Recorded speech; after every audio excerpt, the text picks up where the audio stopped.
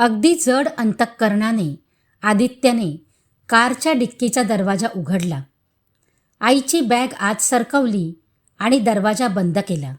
दरवाजाच्या काचेवर आईची पुण्याई लिहिलेल्या ठळक अक्षराकडे पाहून त्याचे डोळे पाणावले. आदित्यने कारचा दरवाजा उघडला.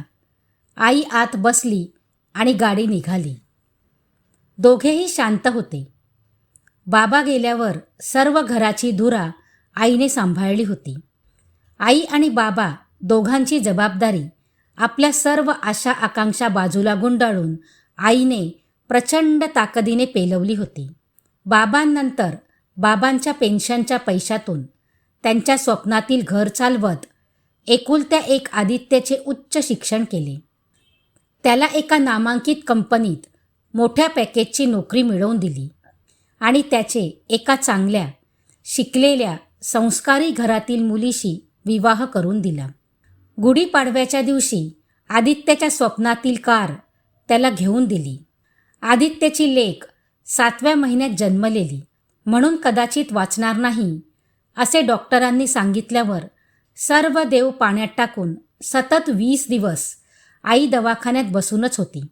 म्हणून आज 10 वर्षांची झाली तरी आईपेक्षा आजीच्या सान्निध्यात राहूनच तिने उत्तम संस्कार आत्मसात केले होते. सर्व काही ठीकठाक चालले होते. आई तिचे सर्व काम स्वतःच करत होती. आजपर्यंत आईने आदित्यकडे 1 रुपया देखील मागितला नव्हता. नियमित चालणे, धार्मिक ग्रंथांचे वाचन, न चुकणारा हरिपाठ यामुळे तिला दवाखाना माहीत नव्हता. पण सर्व सुखात चालले तर दुःखाने कोणाच्या खांद्यावर डोके टेकायचे? संस्कारी घरातील सून आणण्याचा आईचा निर्णय कदाचित चुकला होता. स्नेहा सुंदर फक्त दिसायला होती, पण माणसातला माणूस आणि प्राण्याला प्राणी समजण्यातली कला तिला अवगत नव्हती. छोट्या छोट्या गोष्टींमुळे, मैत्रिणींच्या सल्ल्यांमुळे आणि माहेरच्या गोष्टींमुळे तिने गेल्या 3 महिन्यांपासून आदित्यचे अक्षरशः डोके खाल्ले होते आणि गेल्या 15 दिवसांपासून अबोला धरला होता. आदित्य प्रचंड मानसिक दबावाखाली जगत होता. त्याच्या मनात त्याचे अस्तित्व निर्माण करणारी जननी विरुद्ध जन्मजन्मांतराची साथ देणारी पत्नी यांचे पारंपरिक युद्ध तो प्रत्यक्षात अनुभवत होता. याचा पूर्णविराम त्याला हवा होता. म्हणून आईला कळू न देता एका वृद्धाश्रमाची माहिती तो काढून आला होता. आज आईने घेऊन दिलेल्या कारमध्ये तो आईलाच बसवून त्या वृद्धाश्रमात सोडण्यासाठी निघाला होता. पण आईला याची पूर्वकल्पना न देता गाडी गल्लीतून मुख्य रस्त्याला लागली. ताकदीने पळण्याची क्षमता असूनही गाडी फारच हळू चालत होती, कारण कमकुवत मनाचा चालक बसल्यामुळे अगदी चालकाच्या सोयीप्रमाणे ती चालत होती. आईने पॅकेटमधली ज्ञानेश्वरी काढली आणि वाचत बसली. आईने आदित्याला एका शब्दाने विचारले नाही की तो तिला कुठे घेऊन जात आहे. कदाचित तिला कळले तर नसेल. त्याच्या मनात एक संघर्ष पेटला होता. आयुष्य घडवणारी आई की आयुष्याच्या शेवटपर्यंत साथ देणारी पत्नी. पण आई माझ्या भावना समजून घेईल आणि माझ्या निर्णयाला नेहमीप्रमाणे समर्थन देईल, या भावनेतून त्याने आईला न सांगता हे पाऊल उचलले होते. पण आईला प्रत्यक्ष बोलण्याची हिंमत त्याच्यात अजिबात नव्हती. काय सांगू, कसे सांगू या विचारात गेल्या 90 दिवसांपासून तो एखाद्या मालिकेमध्ये एकाच भागात संपणारा विषय 3 महिने घोळावा आणि त्यातून काहीतरी अनपेक्षित बाहेर यावे, तसाच हा विषय होता. समोरील चौकातून गाडी डावीकडे वळली. महिन्याच्या वारीसाठी एकादशीला नाथ महाराजांच्या दर्शनाला जाणाऱ्या आईचा अगदी पाठ असलेला रस्ता असल्याने आईने त्या रस्त्याचे दर्शन घेतले. हळव्या मनाच्या आदित्यच्या डोळ्यात अश्रू थांबत नव्हते. गाडी वृद्धाश्रमाच्या दिशेने चालत होती. आदित्यच्या मनातला संघर्ष तीव्र होत होता. जगण्याची कला ज्या गुरूंनी शिकवली त्यालाच त्यांनी तो अखेरचा श्वास कुठे घ्यावा हे शिकवायला निघाला होता. त्याच्या मनात आज भयंकर संकट धर्मयुद्धाच्या रूपाने उभे होते. कोणत्याही परिस्थितीत अपयश त्याच्याच पदरी पडणार होते.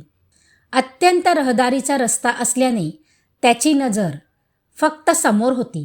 दूरवर एक रसवंती दिसली. रसवंतीवर थांबून मन मोकळे करावे असा विचार त्याच्या मनात आला. सर्व आईला सांगून मोकळे व्हावे. आई जे म्हणेल त्याला सामोरे जावे असा विचार त्याने केला. गाडी थांबली. वेड्या वाकड्या लाकडावर उभ्या असलेल्या 4 पत्र्याच्या शेडमध्ये एक चरक उभे केले होते. चरकावर विठ्ठलाचा फोटो आणि त्याच्या शेजारी एका तरुणाचा हार घातलेला फोटो होता. एक आजीबाई चरकातून ऊस काढण्यात आणि चरकासमोर उभी राहून पिळून निघालेला ऊस आजीबाईच्या हातात देण्यात एक तरुण मग्न होता.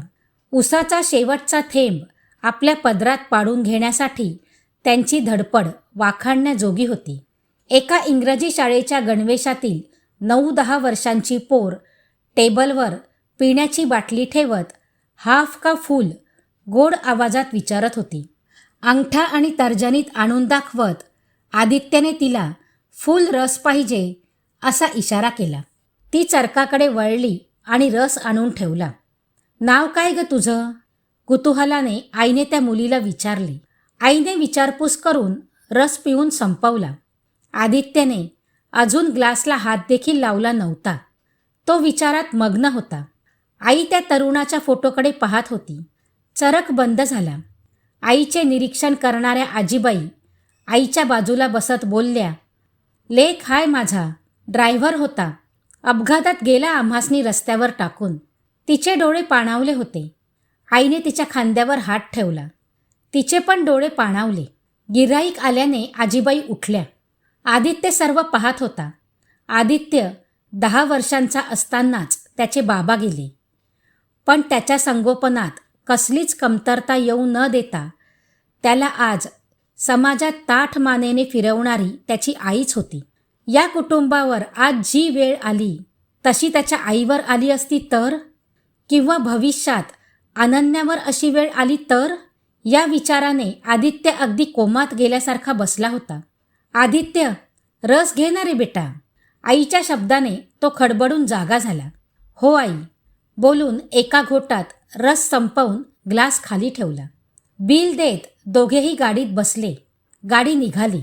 तिकडे घरी जाताना म्हातारीने कसली कळकट पर्स ठेवलीये म्हणून उत्सुकतेने स्नेहाने ती उघडली, तर त्यात तिच्या नावे केलेली 15 लाखाची FD आणि मुलीच्या नावे केलेली 10 लाखाची FD व आईचे काही जुने दागिने होते. स्नेहाचे डोळे विस्फारले. तिच्या डोळ्यात आपोआप पाणी आले. ती ढसाढसा रडत होती. स्वतःच्या मुलाच्या नावे 1 रुपयाही न टाकता अनन्याच्या आणि तिच्या नावे आपली सर्व संपत्ती करणाऱ्या सासूच्या रूपात लाभलेल्या आईला तिने एका क्षणापूर्वी घरातून काढले होते. आज ती स्वतःच्या नजरेत अपराधी झाली होती. तिने फोन उचलला आणि आदित्यला फोन लावला. फोन वाजला. स्नेहाचा होता. त्याने उचलला नाही. पुन्हा आला, उचलला नाही. पुन्हा वाजला, पुन्हा उचलला नाही. काय झाले किंवा काय केले यासाठीच फोन असणार याची आदित्यला कल्पना होती. त्याच्या डोळ्यासमोर चरकाची 2 चाके स्पष्ट दिसत होती. एक आई, दुसरी स्नेहा आणि मध्यभागी पिळून निघणारा ऊस. त्याला त्याचे अस्तित्व भासत होते. या सर्व प्रक्रियेत त्याचा पालापाचोळा होणे त्याला अटळ वाटत होते. यात त्याचा बळी जाणार हे शाश्वत होते. वृद्धाश्रमाची पाटी दिसली. आदित्यचे अंग थरथरले. आईच्या पदरातून बाहेर पडण्याची कला त्याला अवगत नव्हती. त्याने गाडीची गती वाढवली. अगदी पाटी आईला अस्पष्ट दिसेल एवढी. वृद्धाश्रम मागे पडले. पण पुढे जायचे कुठे? अगदी थोड्या अंतरावर मंदिराजवळ गर्दी दिसली. समोर लावलेल्या बॅनरवरून नव्याने निर्माण झालेल्या साईबाबांच्या मंदिराची प्राणप्रतिष्ठापना होती असे दिसत होते. गाडी तिकडे आपोआप वळली. आईच्या चेहऱ्यावर आनंद दिसला. तो पाहून आदित्यच्या मनालाही आनंद झाला.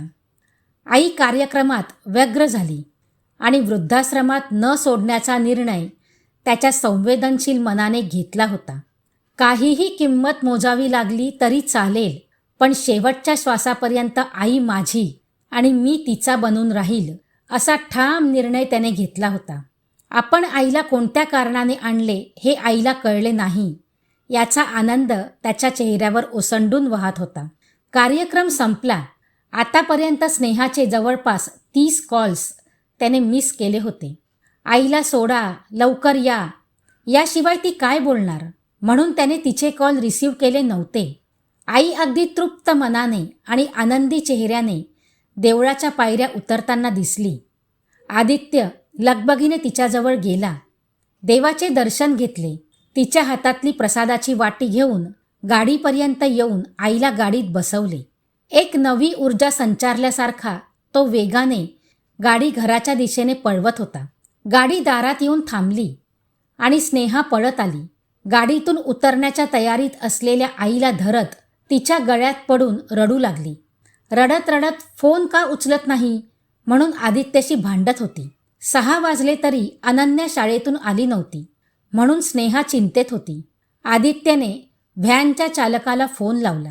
त्यांनी सांगितले की अनन्याला घरासमोर सोडले आहे. आता आदित्य आणि स्नेहाची चिंता खरोखरच वाढली.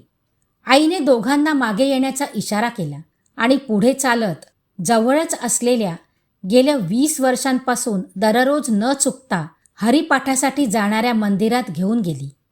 आदित्य आणि स्नेहा पहिल्यांदाच मंदिराच्या आवारात प्रवेश करत होते. हरिपाठ आणि आरती आटोपली होती म्हणून अनन्या सर्व आजींना आपल्या खाऊसाठी दिलेल्या पैशातून प्रसाद म्हणून खडीसाखर वाटत होती. आजीला बाहेर पाहून ती परत येत तिला बिलगली. आजी, आज आपल्या प्रसादाचा वार असताना तू नव्हतीस म्हणून मी आले. माझं काही चुकलं का? आजी म्हणाली, माझ्या वाघाचं कधी काही चुकतं का? आणि दप्तरासह तिला उचलून घेतलं. तिच्या बालमनावर पवित्र संस्कार आणि आपल्या मनावर राग, लोभ, मद, मत्सर, पैशाच्या मस्तीने केलेले व्यभिचार या विचाराने आदित्य आणि स्नेहाचे मन खजील झाले होते. तात्पर्य: संस्कार सर्वश्रेष्ठ असतात. रडू नका. जर डोळ्यातून आपोआप पाणी आले तर समजा की तुम्हीही संस्कारी आहातच. मित्रांनो, आदित्यने वेळेवर घेतलेला निर्णय तुम्हाला कसा वाटला? कमेंट करून नक्की सांगा. कथा आवडली असल्यास लाईक करा, शेअर करा आणि अशाच नवनवीन कथा ऐकण्यासाठी चॅनलला सबस्क्राईब करा. धन्यवाद.